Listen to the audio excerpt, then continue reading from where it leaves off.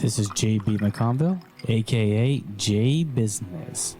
I don't have any allegiance, I'm just looking for the money. You're listening to the DU Football Show. You know who's following the money and has all the documents apparently? There's a Nottingham Forest. They have all the documents. They're going to go after it.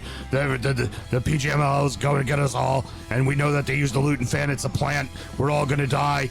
Let's start the show. Born in the land of Bowie, Maryland.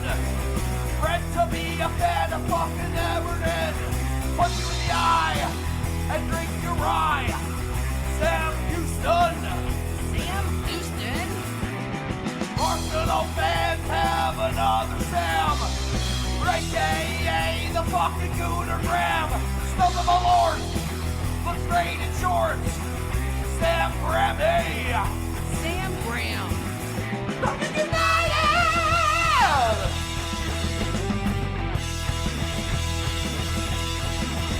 Fucking United!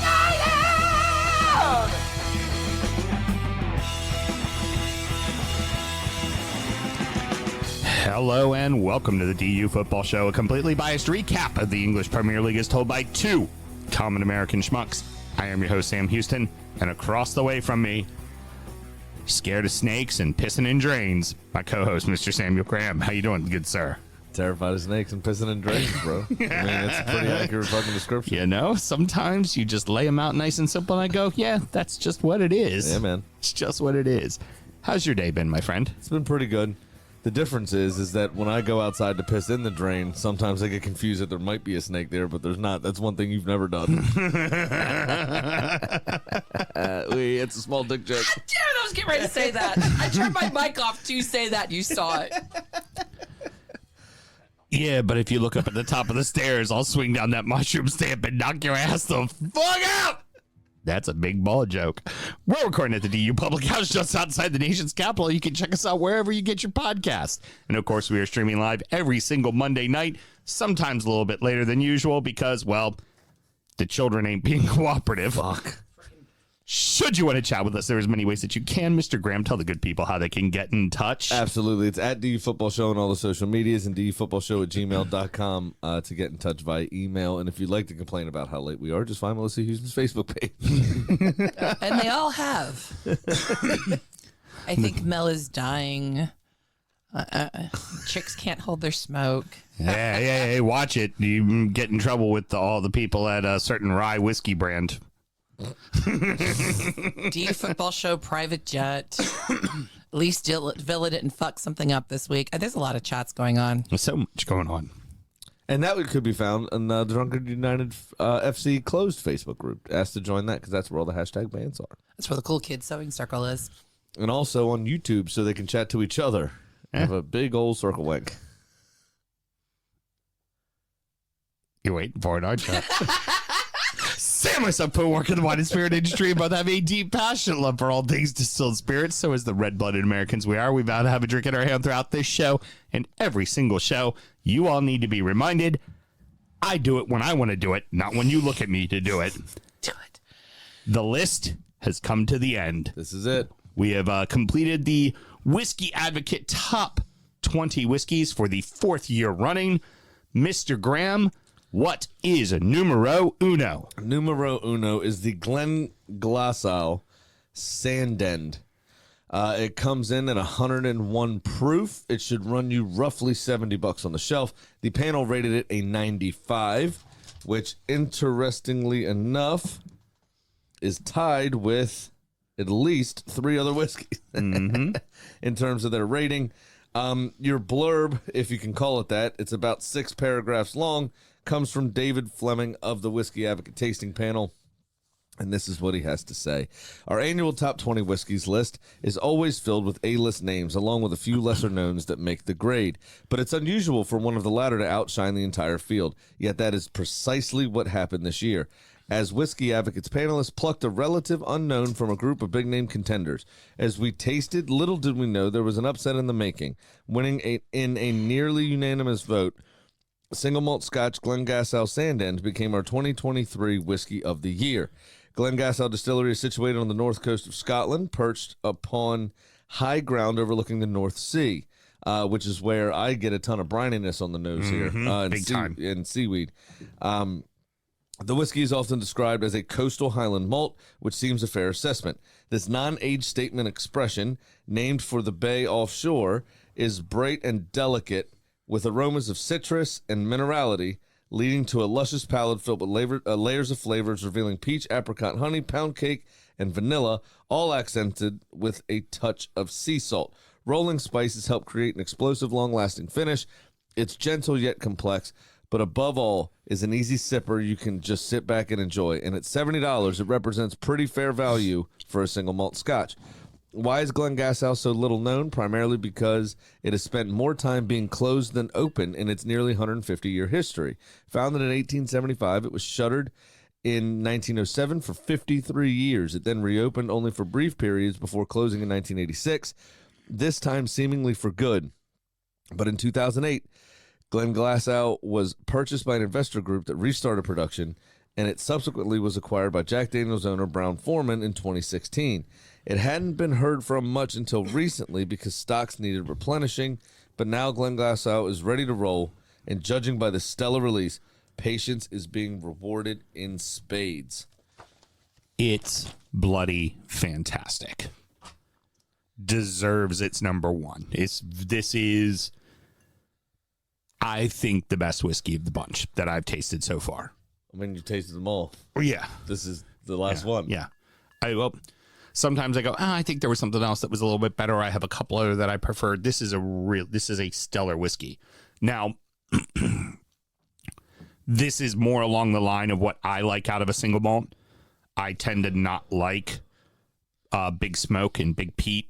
I'll drink them, but they're not my thing. I tend to like the more delicate, kind of subtle nuances of a Speyside, or in this case, a coastal Highland. Yep. I really like that about this whiskey. It's the brininess, it's the sea salt, and that little pinch. If you kind of want something to compare it to, something that's more well known to compare, just that coastal single malt, or Highland malt rather, you're gonna think of stuff like Chivas,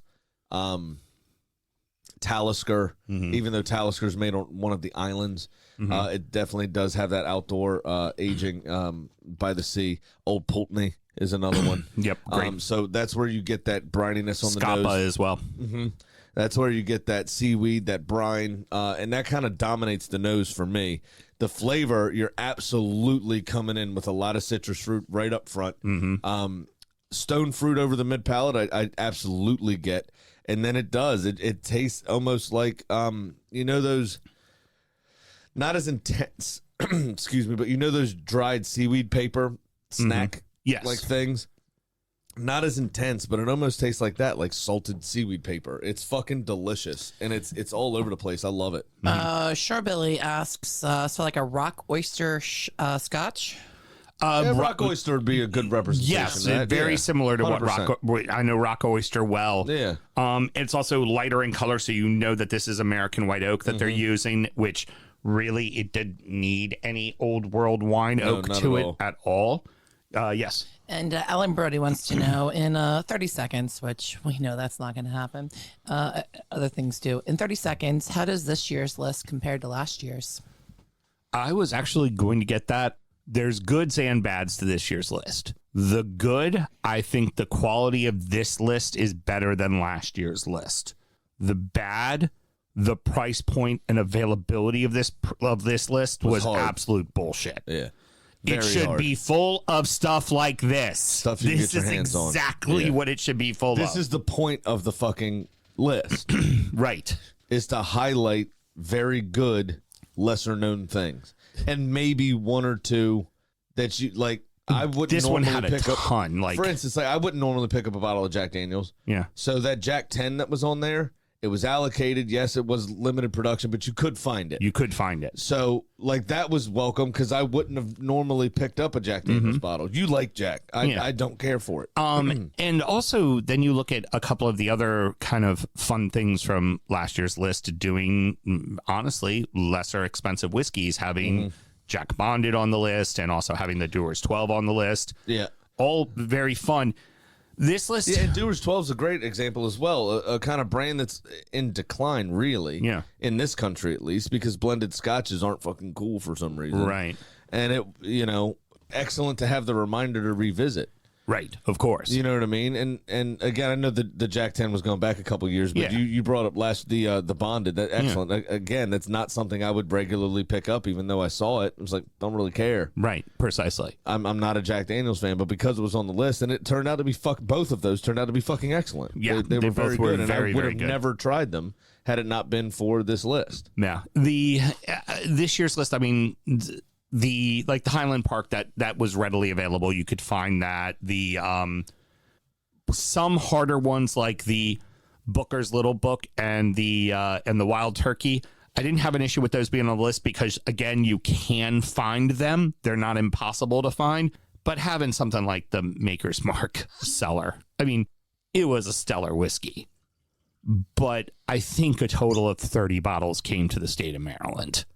Yeah. I don't know a single account who had more than 3 bottles of that given to them. Besides that, it came out like June. Yeah. And what was the one 2 years ago? That was a Maker's Mark. Again, it was that weird series. The cask series, yeah. That was released. The one that was on the list was released in January. No account got more than a 6-pack, and I think there was only 40 or 50 6-packs that came to the state. They were fucking gone by November and December when the list came out. And we were lucky to get it because Ken happens to be a Makers fan. Right. And he always gets whatever the interesting Makers are. We're really good at coming across stuff. There's going to be a time where we're not going to be able to find it. Yeah. Yeah. There's going to be at that. some point. Because, I mean, there's even ones where they're not in state. We could probably get a taster, but right, I mean, that's what ends up happening. But that's what happened with that particular Makers. That Makers he had an extra bottle of and sold us. But this year's Makers is cellar. We had to get tasters of it, so that's not going to be on offer at the whiskey party, and that's sad. Ken said he's going to bring the bottle, but nice. Yeah, he's going to. But it will be honestly, guys, you take a baby pour, and that's all you have, and don't go back to it. You can have it. You can have a sip of it once. Essentially. Yep. Your thoughts, because mine is this year was better quality list. I think this year was better than last year's list, but the price point and the availability of this list left a sour taste in my mouth. 100%. The cheaper end of whiskeys on this list ran $100. Yeah. And most of them were a little more than that. Yeah. This one was 70, which was nice to see. A lot of that was because we fucking know people. Yeah. We got a lot of friend prices. That is for damn sure. Right. So it was definitely pulled off a lot of friend prices. Yeah. For those you don't know, Graham's trying to pull a cork out of a bottle right now. There we go. Attaboy. Just didn't want it to fizz everywhere. Mm-hmm. Good job. And while you're pouring there, any other questions from the Peanut Gallery concerning the list before we call it a day and get to the games? No, they're all just commenting about Pappy being a different pay grade and comparing notes about who had Pappy where. Oh, okay. Very good. Yeah. Mediocre whiskey for too much money. I like Weeders, so I like Weeders, so I don't mind it. But there is the hype that goes along with it is a lot. It is not worth the money you're paying for it. Yeah, because it's being well overmarked from what it really cost. 100%. All right. Well, then, Mr. Graham, what should we always do? Always remember to drink responsibly. And cheers, man. That's another list complete. Yeah, did it again. Again, do not doubt our ability to find things. Shit. That's right. Mel, you want to cheers with us over here? Mel, you want to take the good one and redo that? There we go. Ooh, it's like the cut again. That's better. Yeah, the first one was like we opened the back windows and not the front windows. I hate that. You know what I'm talking about? Uh-huh. Yep. Gin bench season coming up next. Yep. Next week, gin. Hendrick's Grand Cabaret. Fucking hold on. I need to sell some. Thursday, gin. This Thursday, gin. That's right. We start at the bottom of the table with head-to-head matches that directly affecting the relegation fight. Sorry. But now there's another club with a chance at safety too. Brentford 5, Luton 1, Burnley 4, Sheffield 1, Everton 2, Nottingham Forest 0. Call them by their God-given name, please. Everluton. Everluton, heard. Bees completely dominate the Hatters. And frankly, they looked better without Ivan Toney. Yes, they did. I think Ivan Toney. I mean, I'm not criticizing the performances he put in, because he did have a few goals, few assists. He was out for a long old time, Right, of course. and it was always going to be a bit of a stretch to find that form that he was in pre-ban right away. But it was Visa and Mbeumo that got them through that period, really, until the African injuries. Cup of Nations and the injuries. But I mean, without him in the team on Saturday, Yeah. you could have called them Miley and Cyrus, because they were a two-man wrecking ball. You know what I'm saying? That was what a performance. I mean, Mbeumo looked like fucking Zidane the way he was passing the ball out there. And he put one off the crossbar and had a Yeah. couple of he could have Forced him easily into a few had saves as 3 well. or 4 assists as Yeah. opposed to the 2 assists, and he could have easily scored 3 or 4 goals. He was on fire, absolute fire. Honestly, Luton just looked completely lost. Here was the game. This is the game you're thinking. It's in their building. Their backs are against the wall. They're only a point behind and 2 points behind Forest and Luton, Forest and Everton, respectively. And it's like, here's the chance.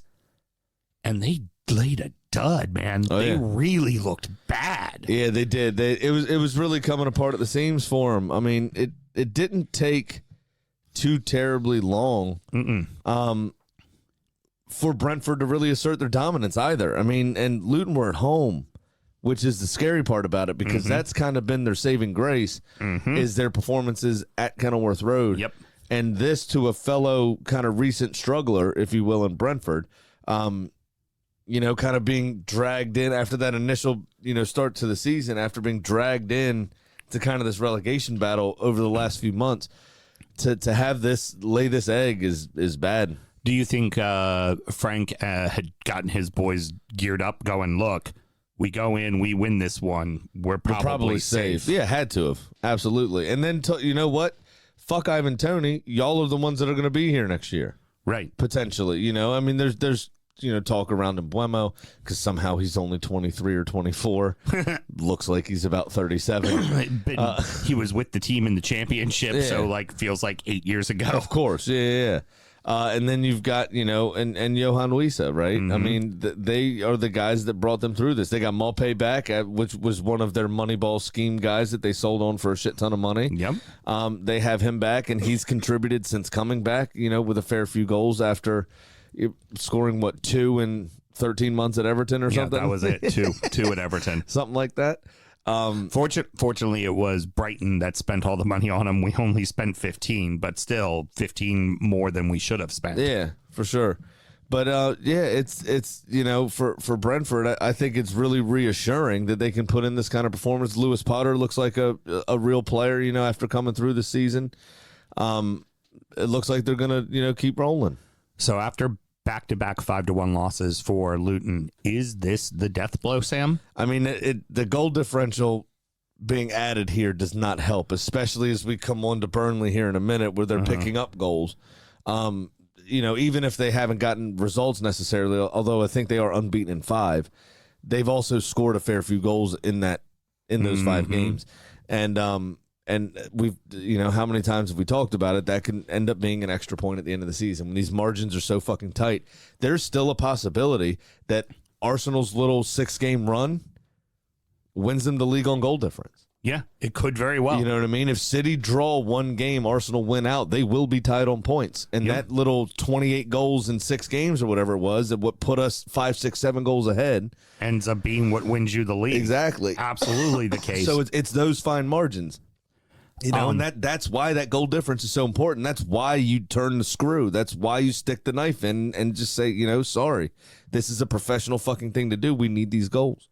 Clarets smash the Blades on with 4 different goal scorers. This was just absurd. Sheffield United did have the first 2 or 3 chances of the game, though. But as is customary, found themselves behind. And then once that... So...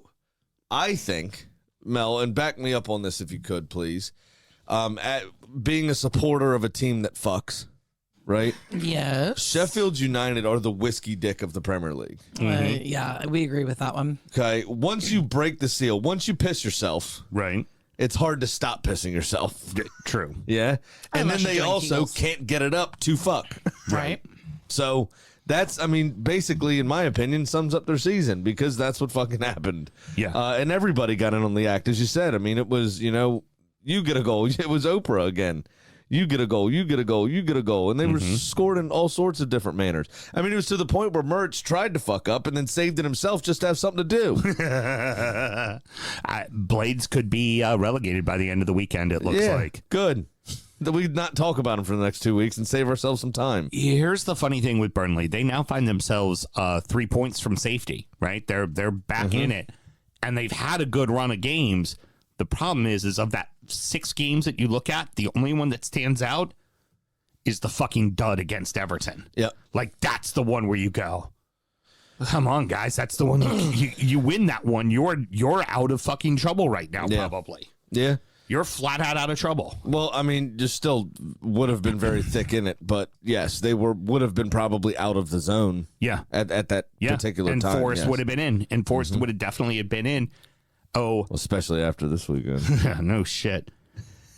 Do we think that Burnley has a legitimate chance, or do we think this is that West Brom team from like 2014 that just really fought and held on right till the end and pulled off a bunch of big upsets, but ultimately went down?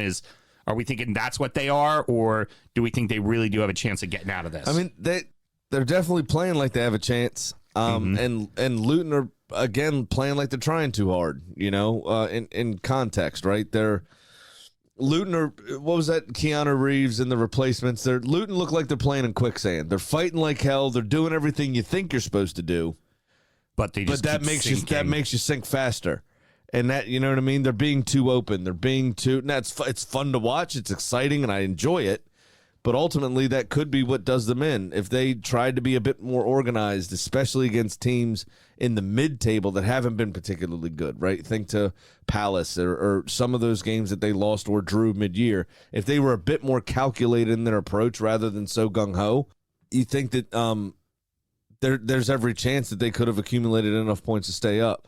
But I like a team. You know, we've talked about Norwich in the past. We've talked about Sheffield last time they were relegated, where they just go down without a fight. And at least Luton are going down with a fight. It's fun to watch.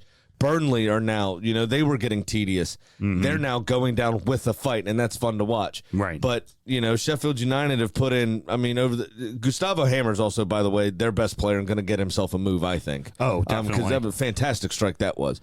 But there's not many more on that team, I think, going to go anywhere. They don't make the grade, man. I think Burton and Diaz is going to probably get picked up by somebody, even though he's on a loan from Valencia. He was such a big goal scorer at Blackburn in the championship for a very long time.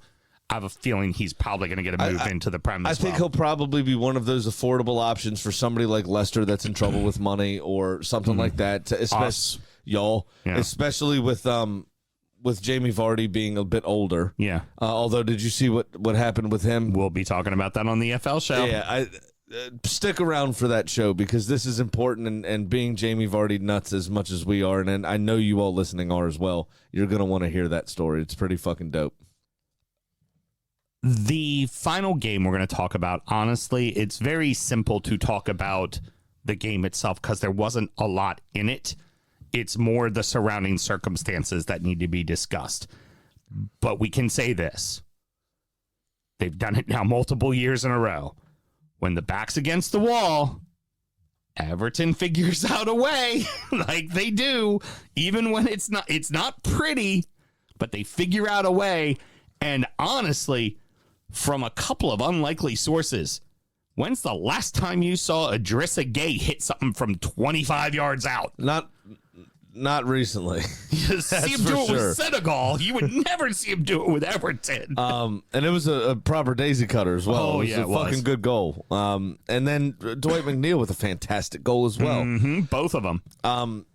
Jordan Pickford with a massive save. That off the goal line, big arms, get the arms wide. I'm glad you transitioned to Jordan Pickford because even though Idrissa Gueye probably deserved man of the match, just because I've never seen him do that. Oh yeah, and also newsflash, He hasn't been playing. You put him into the lineup. He made an immediate fucking difference.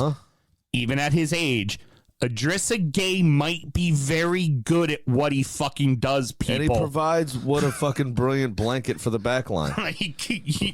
He does a great job. I mean, you walk out and pitch a shutout in the first game he's played in, what, 12? He's been in a few before that, but it has been a while. Very sporadic, at least.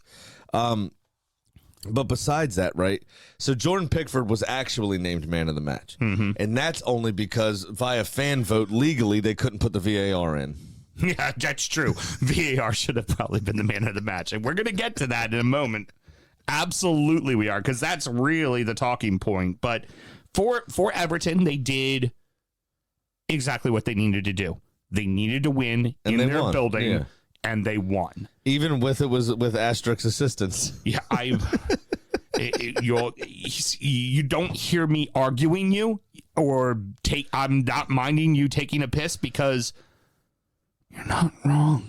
Well, you're not wrong. I've got split feelings on this. So why don't you lay the scene and then we'll discuss. So we have to say there were 3 missed penalties, and Nottingham Forest immediately, I mean within moments after the game, tweets out this. 3 extremely poor decisions. 3 penalties not given, which we simply cannot accept. We warned the PGMOL that the VAR is a Luton fan before the game, and they didn't change him. Our patience has been tested multiple times. NFFC will now consider its options. That was right after the match. Yeah, so first feeling, nobody did that except Mariakis. That wacko. He's dictating to some social media peon in their social media department. Tweet this out. Oh, no doubt he did. It's just him, right? Yeah. And, of course, the club are going to get fined, not him, because it's a generic statement that the club put out, even though we know all full well that he's the one that wrote it. It was him. So I've got mixed emotions about this. The referees are hired for a reason. There is a reason that people look up to England and expect England, the Premier League especially, but English football in general to kind of be the shining light, is because the game is less corrupt and mostly safe. When you look at places like Italy and compare them to that. So calling in to question the integrity of an official and their biases is potentially problematic, obviously, especially when in his post-match press conference, both players for Nottingham Forest and Nuno Espirito Santo said, non-issue, that doesn't matter. That was something that somebody else brought up, but that means nothing to us. Right. And essentially what the Premier League and Pugmall have already said was, that's a non-starter, don't bother. So I've everybody's got a job to do. Why you would risk your relatively cushy, £200,000 a year job to help your football club when it might not actually help your football club. A draw would have helped your football club. A draw would have helped your football club more. So if you want to talk about the real mistake was obviously the third one. Yeah. That's the one where it's clear cut. That is a fucking penalty. Yeah. I would very much agree that the third one for me was a penalty. The first one I've seen called, but I've also seen it not called. I've seen it not called for Everton 2 weeks in a row now. Yeah. Then the other thing would be the handball. I've seen that called. I've seen it not called. I've also seen it not called. Right. And the third one is a nailed-on pen, probably a red card. Third one was a pen. Third one was a pen. Probably also a sending off. Yeah. The other thing that I'd be more worried about for Everton is all 3 incidents involved Ashley Young. Oh, they all involved Get him Ashley off Young. the fucking field, man. Hopefully Seamus Coleman's healthy and we can go back to Seamus Coleman and at he right can back. cock the ball into the net again. You would think he's old enough to know better. Yeah, 100% you would. One would think. And did you see his post-match? No, I did not. He was asked by the reporter, Ashley, what do you think about those 3 decisions? Do you think they were penalty? He goes, weren't given, were they? Well, yeah, I know they weren't given, Ashley, but, could you just elaborate? What do you think about those? It was like, the referee didn't call them, so no, they weren't penalties, were they? Yeah.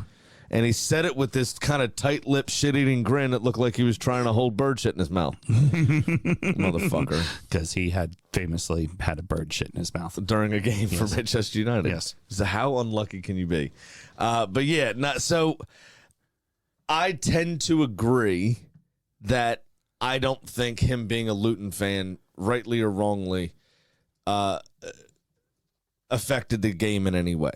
Because with Everton, especially 2-0 up when that third foul happens, a draw is what helps his team, and he did not provide them the opportunity to draw. Yeah. So, because both, that puts one of you almost out of sight for Luton. Right.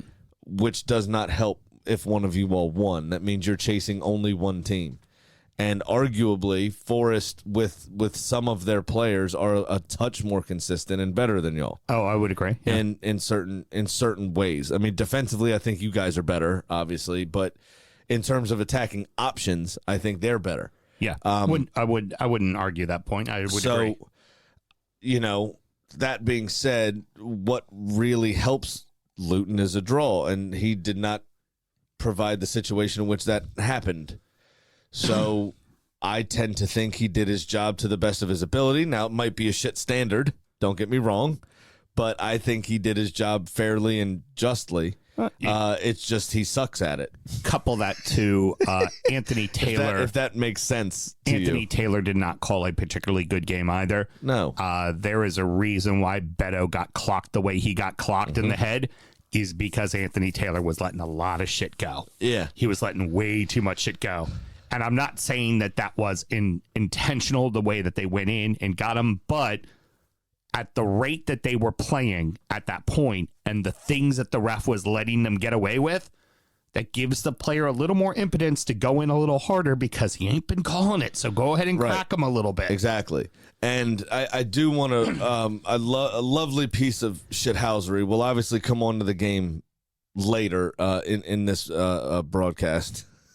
I just got very professional all of a sudden. Listen to you. But on the scale of Fulham to Millwall, usually Crystal Palace air towards the Fulham side, just near to midway, I'd say. Right. Right? They're not really shit houses. They're generally nice. I know Brad's the exception to that rule. He's all the way Millwall cunty, but the rest and vast majority of Palace supporters fall, I'd say, just a touch left of center. Okay?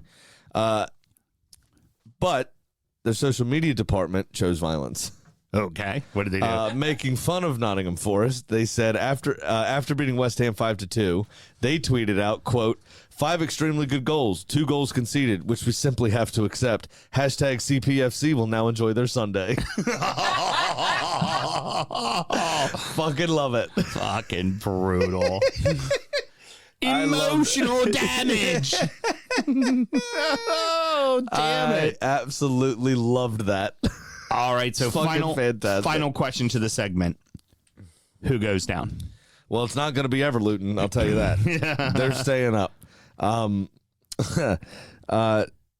Obviously, I still believe Burnley and Sheffield are probably done. I think Burnley left it too late to come on. I think Sheffield are done and dusted. Obviously, they have to win out and need results to go in their way, in their favor rather. I think Burnley left it too late. There's just not. I don't think they're going to be able to come up with enough points. Is it going to be Luton? Is it going to be Forest? Forest, I think it's going to be tough because Forest are a better team. Agreed. Just in general. In general, they have a better manager that knows what he's doing. Oh, also, by the way, a couple hours after the final whistle, guess who was still at Goodison Park? Nuno Espirito Santo. Guess where he was pictured? Where? Just outside one of the, not emergency exits, but one of the players and staff exits. Just leant against the wall smoking a cigarette. Just like, I've fucking had enough of this. Can't be bothered with this shit. Which is absolutely brilliant. Just packed it in and just having a smoke. Yeah. Too funny. But in my heart of hearts, I would probably say that Forest stay up, sadly. Because I want Luton to stay up. I think they've been a joy to the league. I think they stayed true to who they were. I just don't think they have it within them to change their style. And I worry that that's going to end up ultimately being their downfall. Yeah. But they have every chance. Right. You know, they've got every chance. I thought Nuno made a couple of strange ones. Anthony Elanga, I thought, has played pretty well last few games. He started Gio Reyna instead, who I think once he's come in has not particularly done much. No. In the last few games. So I thought that was a bit weird. You know, Chris Wood's been doing well, obviously, you know, most of this second half of the season. Hudson-Odoi, who won the penalty, has been playing well, but I don't think they went with their strongest 11. Morton Gibbs-White seemed off. I think Idrissa Gueye did a fucking fantastic job shutting his creativity down. And if you can target one or two of those pieces that make them tick, Forrester bang average. Right. But, you know, it's also hurt not having a Wonyi. When he did come back for that 2-3 game stretch, he scored once or twice, but ultimately didn't really affect things. Yeah. But the good news there Adebayo's also been a huge miss for scoring Luton. goals in his in his play. Where when Adebayo's gone out, Luton haven't had much. There's no like real second option there. Yeah, it's Morrison. That's it. It's Morrison, Adebayo, and that's all. Right. And that's what I think. And then you have to rely on Barkley to pull off, worldies, which he's capable of doing, but you don't want to live on that as being your way of scoring goals. No, absolutely, because a broken clock's right twice a day. Right, precisely. Now, for me, I think Everton's done enough. I think that there's still points there for Everton to get, and I don't think it'll take many points to be safe. I think, like you, Forest is too good. I think Forest is too good of a team now, but we said that last year with Leicester, and we saw Leicester go down. For me, I think it's the three promoted teams are the three that are going down. It is definitely a dangerous trope, right? We're too big or too good to go down, insert adjective. Yeah. It's definitely a dangerous trope, but in general, I get better vibes off Forest than I do Luton. Agreed. In terms of their ability to pick up a result. Also wonder too, does what they did, do we see a cause and effect in calls in the next couple of games for them? Could be. One of the funniest jokes I heard about this entire thing. There's two very funny jokes I've heard in the last 4 or 5 days. The first one was referencing this game. Was somebody thought it'd be very funny if, because the club technically issued the statement, if the FA fined them or the Premier League fined them £10,000 or £10 million for such an egregious statement, threatening a lawsuit and everything else, right? Which is essentially reading between the lines of that last sentence of that statement. Finding them millions of pounds because of their, kind of breach of conduct, and then that being the reason that they lose financial fair play standing this season and go down. That would be kind of funny. And then 5 minutes after the final whistle, they hold the tribunal to dock them more points to send them down. That's very funny. And then the other one was surrounding the Europa League and Liverpool. And they said, which obviously we'll come on to talking in the next segment a bit more in detail, but Alisson was heavily involved in Liverpool keeping possession in that game on Thursday. And someone said, this game was just like the conversation I had with my next door neighbor, who doesn't hang bathroom blinds up. And I said to him, Jim, why don't you hang your bathroom blinds up? Because, over the last 2 days, I've seen too much of Alisson. Too funny. Stupid. Only 2 of the 3 clubs battling for the title were in action, but both did what they needed to, which was win. Arsenal 2, Wolves 0, Liverpool 3, Fulham 1. Gunners get it done. It wasn't pretty. They're starting to have a hard time scoring goals, but they won. No, so collectively, and I'm going to lump in the City-Chelsea FA Cup game into this because of the context of the week, right? 2 weeks. Obviously, all 3, City, Arsenal, and Liverpool got knocked out of Europe at the exact same stage at the exact same time within 24 hours of each other. So in the context of the title race, what you wanted to see was a response, right? City made Chelsea look like they've actually been playing together for 10 months in the FA Cup, which was the first time they've done that, Right. even though they've been playing together for 10 months. But Arsenal and Liverpool, you know, as you talk about the three of them collectively, all of them look quite jaded. Look like there's been a lot of miles on the legs. And this midweek, obviously City probably being the most emotional of the exit, looked like it really affected them mentally. Yeah. All three teams. Yeah, don't disagree. Not at all. Now, ultimately, again, they all three got over the line in their respective fixtures, but it was not pretty. No, for none of them. None of them were pretty. And now I do have to apologize to the our sister pod, one of our sister pods, the Whole Lot of Wolves, one of our friends, Yes. Paul. I was on the show previewing the game, obviously for them, as they do an opposition preview. And, you know, I said it seems like, you know, it may just be biased, but it seems like teams always tend to get healthy right before they play Arsenal, right? Everybody comes back. Wrong. Yep, apparently, because everyone except Neto that was injured played last weekend. Yeah. So I was like, here, of course. And Cunha gets 2 goals. Great. Fuck. Yep. And then he texted me on Friday and was like, looks like you got it wrong. Our injury bug's back. Yep. And I said, what do you mean? Tough week in training? Like, I didn't see any reports. And he said, honestly, he thought it was their sports science department saying you can't push these players too much or you're going to lose them for the rest of the season. Got it. And that makes sense because those absolute nerds get involved way too often. But they did have Wang. They did have Wang. They did have Wang. And Wang did not penetrate. No, Wang did not penetrate. Successfully cock-blocked. You guys were pounding them at the start of the game. It just was not going in. No, it was not going in. But David Raya was necessary. And what I worry about is this obviously was not a full-strength Wolves team. Aiton Uri did come in late in the game. I think 75, 78 minutes, something like that, for a brief cameo. And within the first 2 minutes of coming on the pitch, created a chance that David Raya needed to be keen to. And he was, thank goodness, you know, after there's been a fair few mistakes this year. But he absolutely stepped up when he needed to. And then Odegaard obviously gets the goal in stoppage time to seal the deal, but we shouldn't have left it that late. It shouldn't have been teetering on that knife's edge. Right. You know, you can, again, say the same for Liverpool, for City even. In those things, it all pretty much followed the exact same blueprint, really. Really, there's not much else to say for the Arsenal match other than you guys are now on top of the table, but City does have a game in hand. So let's move right into Liverpool.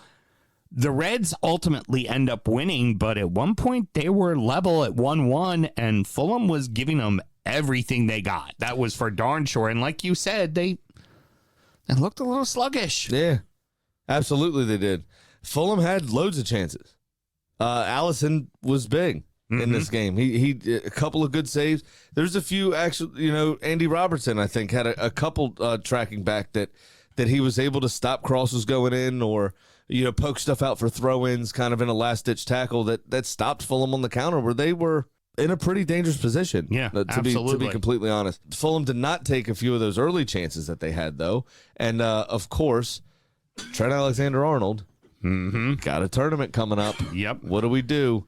You don't need James Ward-Prowse. Yeah. You need me. You need me. I can do more than he can do, including what he does. Just check out this free kick, Gareth.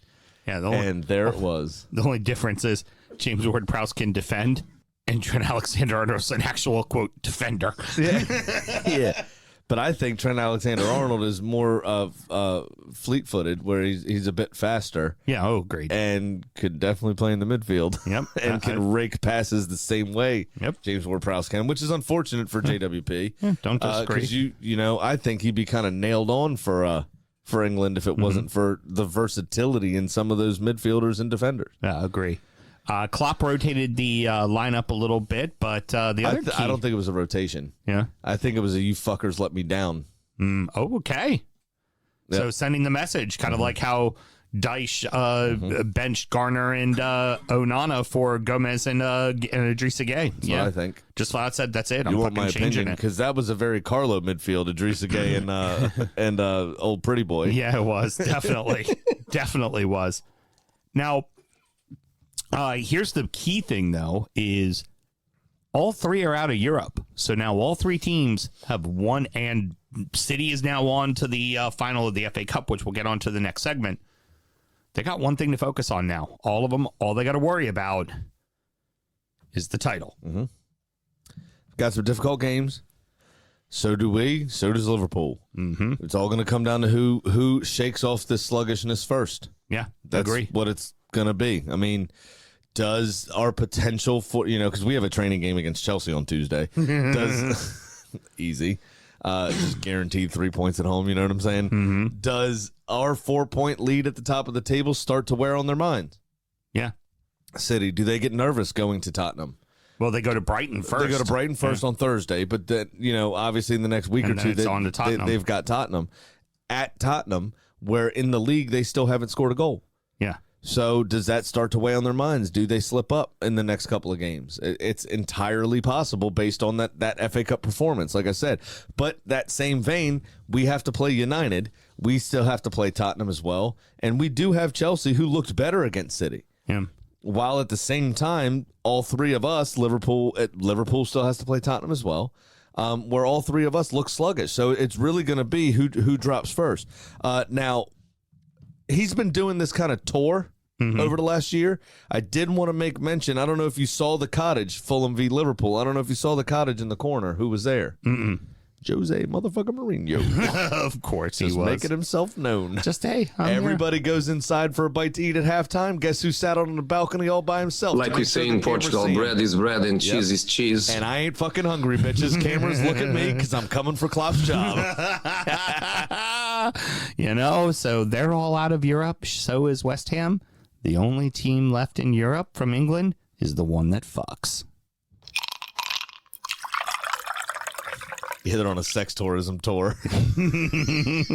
Rounding out the rest of the league in the FA Cup so that happened. Aston Villa 3, Bournemouth 1, Crystal Palace 5, West Ham 2, Man City 1, Chelsea 0, Man United 3, Coventry 3, 4-2. Manchester United advances on penalties. Fucking travesty, that shouldn't be. Solanke scores again on a very obvious penalty, but Villa was just too much.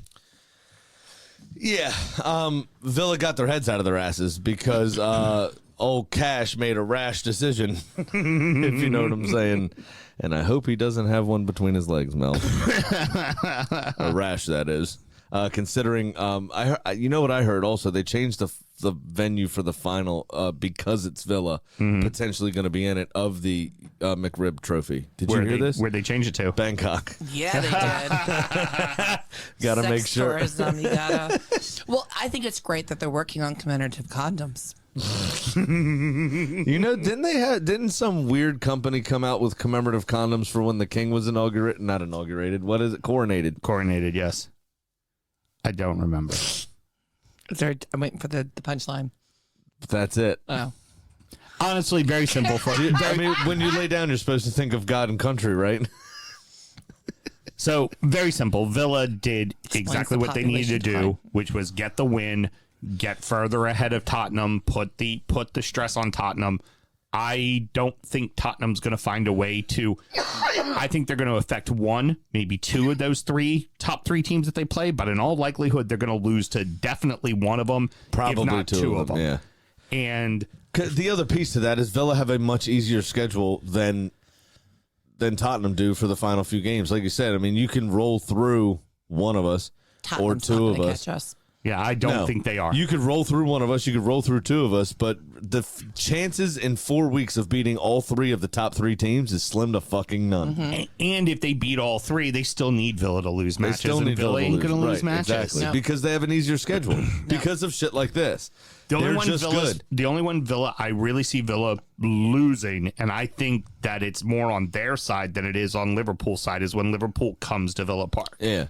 That's really the only one I could see them losing. Now, I think Villa, Ollie Watkins, kind of... What are you guys going to do when we beat them, too? Like, help. Thank you, because I that mean, helps us. City, beat them. Arsenal, beat them. Yeah. I just wanted to say that. Keep going. Okay. I know, Bishore Billy, Newcastle. Okay. The look. Graham just That's throwing right. I was daggers. about to pay a compliment, and that's what I get. Every time I make a comment, I get Shore Billy reminding me about the Newcastle Yeah. thump. Yeah. let's keep it They going. live in the past. What I was gonna say was Yeah. Ollie Watkins did his best Embuemo impersonation. Since he couldn't put it in himself, just became fucking provider. And what a pair of fucking crosses that was. That slid through ball to Diaby was the first one. Was fucking brilliant. And then now he'll tell you it was on purpose. The cross to Bailey. I think he scuffed a shot personally. But either great way, pass. ends up with 2 tap-ins. Yep. I mean, what fantastic balls those were to put his team in Watkins and win is the fucking at- game. Watkins is at 30 goals for the season. Yeah, in In all all comps, competitions. yeah. He's only taken 1 penalty kick this whole season against Lille. Yeah. Douglas Luiz is the penalty taker for the team. Watkins isn't good at it. We were all nervous when we saw him get up there to take him. More like lol. Are we talking about that on the next show, or can we talk about how Emilio, Estevez? Emi Martinez, got the yellow card for breaking the Emi Martinez rule? Yeah, he did. He got the yellow card for breaking the Emma Martinez rule. And now has to sit out the first leg of the semi because he got For technically doing- 3 yellow cards in 2 games. Specifically for doing this. Yeah. I want to talk about penalty kick antics all collectively after we finish the FA Cup chat. Very good. Continuing on, Palace go up 4-0 within 30 minutes on West Ham. Couple of quite comical own goals here too. Yeah. Agree. which were quite good. But obviously it was quite quick. Olise on 7 minutes, Eze on 16. The own goal from Emerson obviously on 20. And then Mateta. And then Mateta on 31 got his first of a brace. Now Dean Henderson doubled West Ham's comeback. After Antonio had scored just before halftime. But other than Antonio's goal, which was kind of just the way Antonio operates, it's just like things are chaotic and I'm going to finish this, because I'm a battering ram and that's what I do. Right. West Ham didn't really challenge very much at all. And they had their full complement of attacking players minus Jared Bowen. I mean, Kudus didn't have a shot, let alone one on target. Paqueta looked a shadow of himself. James Ward-Prowse looked like he was getting beat up in midfield. Yeah. And Antonio had absolutely no service. I mean, your front 4 were absolute trash. Yeah. And you're just not going to win a football match that way. It's just not going to happen. Moving on to the FA Cup, and I want to keep this very brief. But Please. announced officially, as far as I'm aware, and Smokey, if he's on, can verify. On the back of this result, it has been decided that David Moyes will part ways with West Ham at the end of the season. Okay. Yeah. Is what I heard. All right, good. Now, going on to the FA Cup, let's keep this really short and sweet because honestly, the one game was shit, which we've already really talked about. and the second game was really good at the end. It was like It was United cruising, right? And then they fell apart. But and then they fell apart, which is hysterical. the one thing that I do want to mention just from the Chelsea match is that Pep was bitching and moaning, doing what we like to call his best Klopp about the timing of the games, about right? the timing of the games and when they were played and what a massive schedule they have. I would like it to be noted, how many games has City played this year? 52. How many games has Coventry City played this year? 53. Shut the fuck up, Pep. Shut. And you have enough players to field 3 whole fucking sides. But the other piece to that is you're in the Champions League. So you've played either Tuesday or Wednesday and Saturday all season. Yeah. All fucking season. He That wanted is to have a piss normal because it was United playing on Sunday. That's the only reason why he said it. Neither United nor Coventry had a midweek game. Yeah. He just wanted to have a piss. Yeah. That's all it was. Which is just ridiculous because he played a normal schedule. Yeah, and Pep, He played with the same schedule he's been playing since the group stages of the Champions League in September, and it's fucking it's tiresome, it's cumbersome, and it's fucking annoying, and he's a bald fraud. Pep, you're better than that. And also, because I guarantee you, he had no clue Coventry had played one more game than them. And you won the fucking game, shut your fucking mouth. Yeah, that's it. United were cruising till the 70th minute, and then the wheels fell off the bus. I mean, if this isn't an advert for every neutral non-Manchester United fan or rival to Manchester United fan, we got to start a petition to keep Ten Hag in place. I mean, he has to keep managing this team because this is fucking brilliant. You can't take your eyes off him one way or the other. You're right. They're either, great for a whole 17 minutes in a game, or they're dog shit from the start and get beat at Brentford 5-1. I love everything about both of those situations because inevitably the wheels come off. It's just when in the journey does it. Right. And I love everything about it. The Coventry ultimately ties it. They go to extra time. I think he was offsides. The one assessment I heard was that the lines were so close together, they weren't red and blue, they were purple. Then, if it's not clear and obvious, call on the field stands. The truest thing that I saw said was a meme posted by, I think it's called The Football Community is the Facebook page, but they put it up, and it's just the screenshot of the lines, and it says, "This isn't what football's about." No, it's not. It's not. And It really they're absolutely right. And unfortunately, Coventry fall to penalties at Wembley for the second year in a row. It's tough. Obviously, you're going to get the pressurized situation, which we've seen a couple of times this week. And this is kind of why I wanted to lump all the penalty shootouts together that happened, because you had Casemiro and Bernardo Silva both attempting two of the worst Panenkas I've ever seen in my life. They were absolutely pitiful. The Real Madrid, the Real Madrid keeper, the fucking cojones to go, he puts it down the middle, I'm not moving. Because the Coventry City keeper moved a little and then kind of whacked it away. The Madrid keeper Stood still. Knew he was going and stood right there and went, boop. It just caught it. Right. Yeah. I mean, that It's is... like an embarrassing. You're only going to pull that off once as a keeper, because ain't nobody going to try to kick it down the middle on you ever again. No. So you only get to do it once, but you want to But talk it's a about... boss move. It's setting your dick right on the table. I mean, that is 100%. right after that. He should have pulled it out and just shown it and just looked right, Bernardo Silva right in the eyes and gone, yeah, but that's why Emmy got that other yellow card. And so it's not a great idea. the dancing backwards away from everybody. Yeah, so that's the other thing. He turned around at the end of a hard-fought game, Emmy. At the end of a hard-fought game where they're advancing and moving on and everything's fine. Don't worry about it. You don't have to stick the boot in and get yourself another card. You don't have to do any of these things. Decides to shush the French fans in Lille, which immediately starts essentially a riot. Where things are being thrown at him. Yeah, one of their shooters kicks the ball into the stands. Yeah. So did one of Coventry. Okay, that's now a thing. In another one of the... We don't talk about sex club. In another one of the worst... it's the first rule of sex club.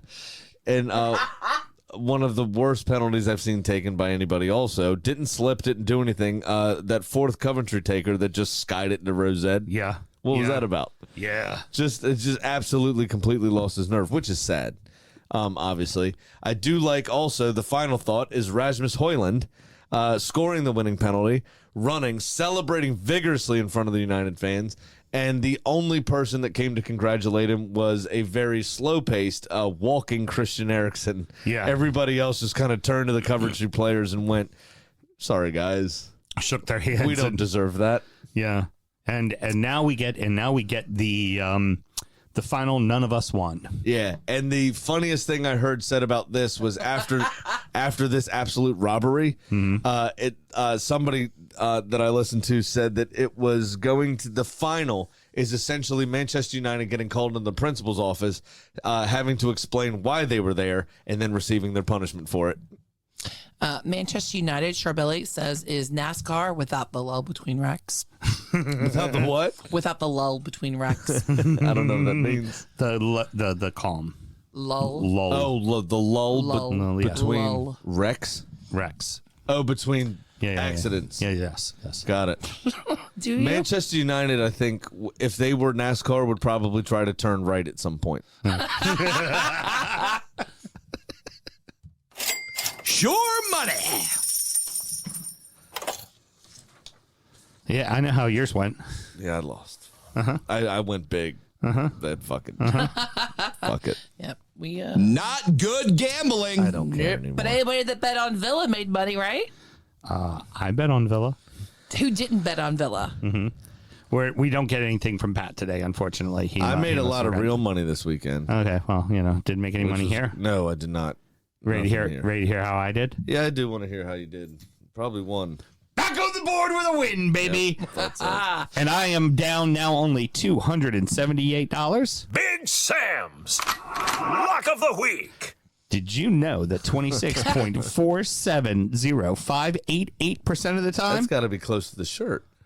it works 100% of the time? What's the shirt? 27.9. 27.9% of the time works 100% That's of the time. very close to the shirt. The shirt will come back. If I hit the When number. you hit that number, the shirt will come back. Are we giving him a grace of like between 0.3? It's very hard to make that percentage. I think the number. has to be the number. I think it's got to be the number. We got enough shirts already. I'm doing it again. Another 2-gamer. Give me Newcastle to beat Palace and Man U to beat Sheffield at plus 206. Okay. Nice.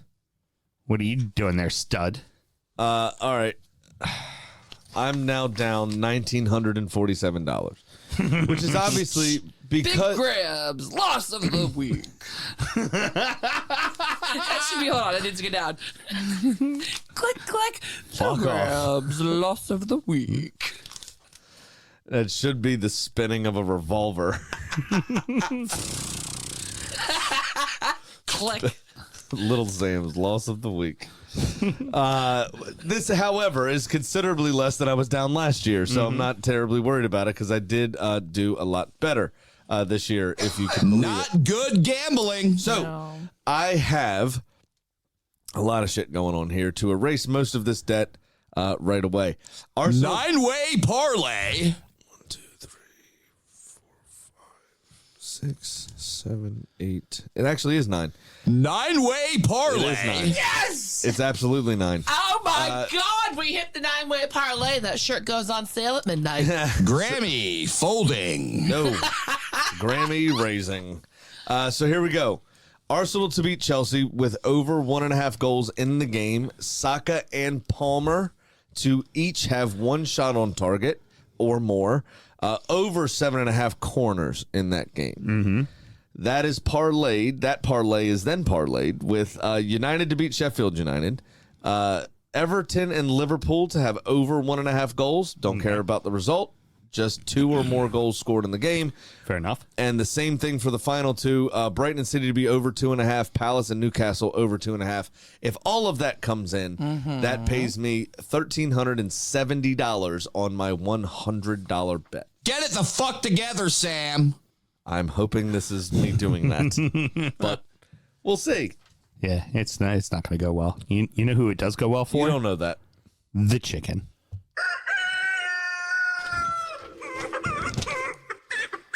Well, Kitty fucks with Villa, and she sits at 18 and 14. So for the midweek, I gave Kitty the Merseyside derby. Uh-oh. Now, Kitty pulled out her iPhone and shared with me a text exchange with her and Liverpool gaffer Jurgen Klopp. No shit. Screenshots. Apparently, Kitty is consulting Jurgen on life after Liverpool, and we know that Kitty, well, she's a smart chicken, so she never picks Everton. So No, she sorry, doesn't. guy. Kitty's picking the Reds to win. Fuck you, kitty. Got fingertips on it. And with that, if you don't gamble legally and responsibly, you won't have all 5 fingers to keep on it. I need a button to press after this. Like, I don't like, that's too early for this one. You're good.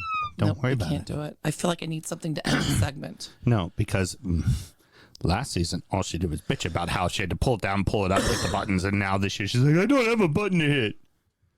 That's going to wrap it up, boys and girls. Mr. Graham, any parting words? I don't know, man. I'm confused about the button thing because you do bitch a lot about having to push buttons and pretty much started Soundcheck wanting an intern. Yeah. So And now you want more work to do. I don't understand. I want an intern. I do. We are taking applications for internships. We also drug test because we're hypocrites. Yeah. And it definitely is also an unpaid position. And it's a drinking free location for interns. We're actually only taking interns under 21 years of age. Heard. All right, Mr. Graham, parting But words. that are really go-getters. Teen doesn't count. I don't have anything. I got nothing.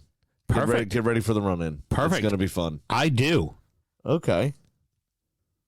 Fuck you, FA, and fuck you, big clubs, namely the Premier League, for completely cheapening and fucking over the lower leagues and the FA Cup. Fuck all of you. Fuck all of you to the fucking umpteenth degree. It is absolute bullshit. Replays are a part of the fucking tournament. Apparently, the FA didn't even consult the lower league clubs at all. The lower leagues are looking to sue, and I don't blame them, and I agree with them. They should boycott. Honestly, they should boycott the tournament. Because the way this tournament goes every year is you hear the big clubs bitch and moan and cry and whine and complain. And at the semifinals every year, 3 of the fucking big 6 are there. Shut the fuck up. Stop fucking crying. If you're worried about your workload, oh, by the way, Pep, your workload, the other team in the semifinal has played more games than you, so shut the fuck up.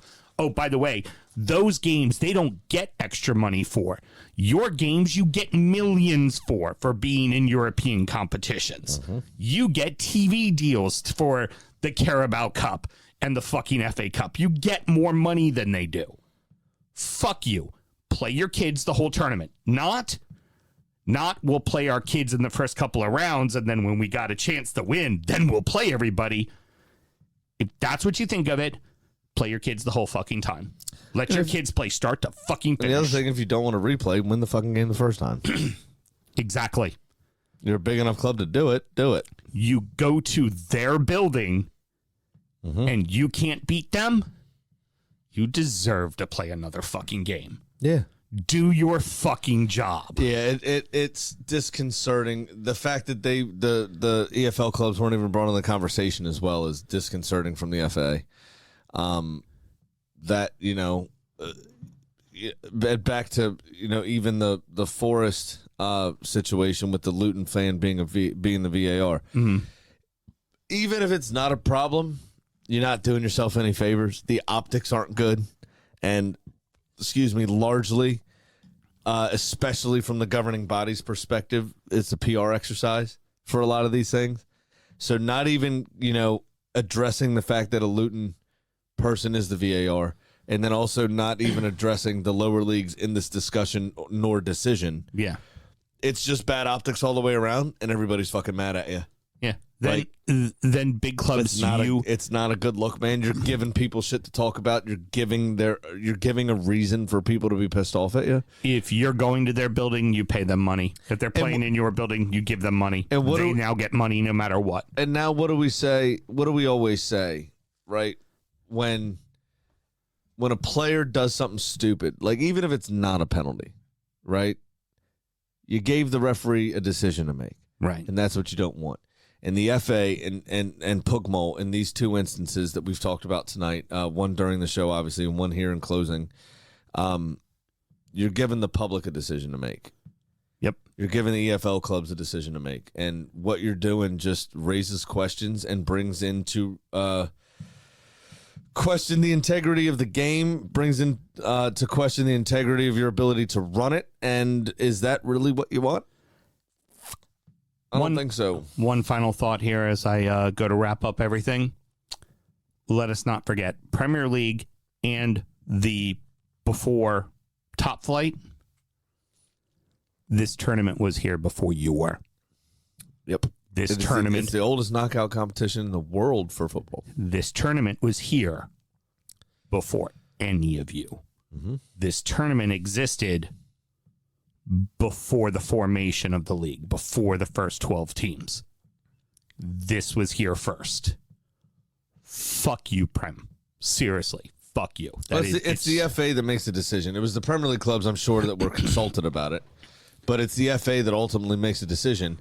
Technically, the only reason that the Premier League clubs were consulted was because they play in England, because the Premier League is its own entity outside of the FA. Yep. So the FA consulted. It didn't even consult member clubs.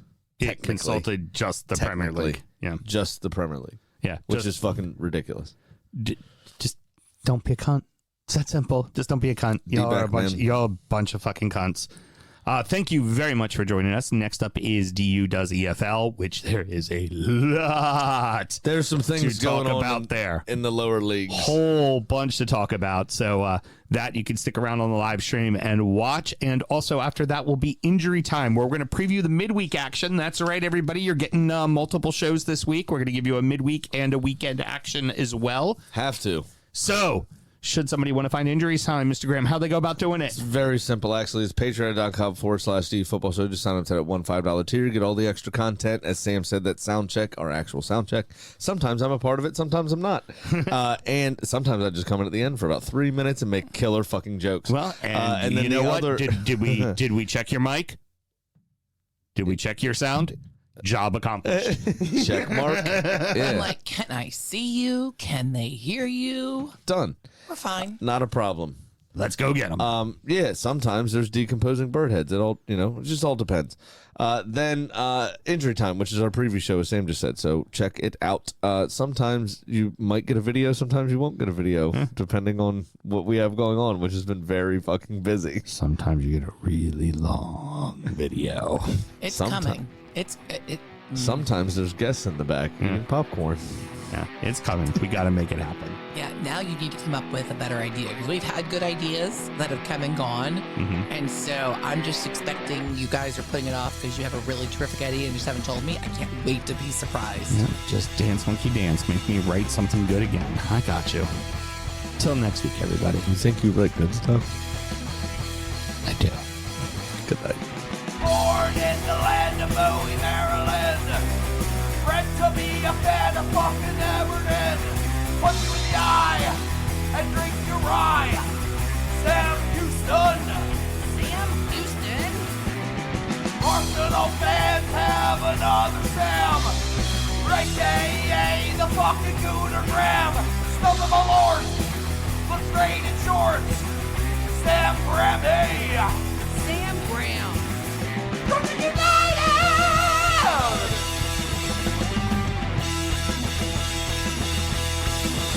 Brooklyn United!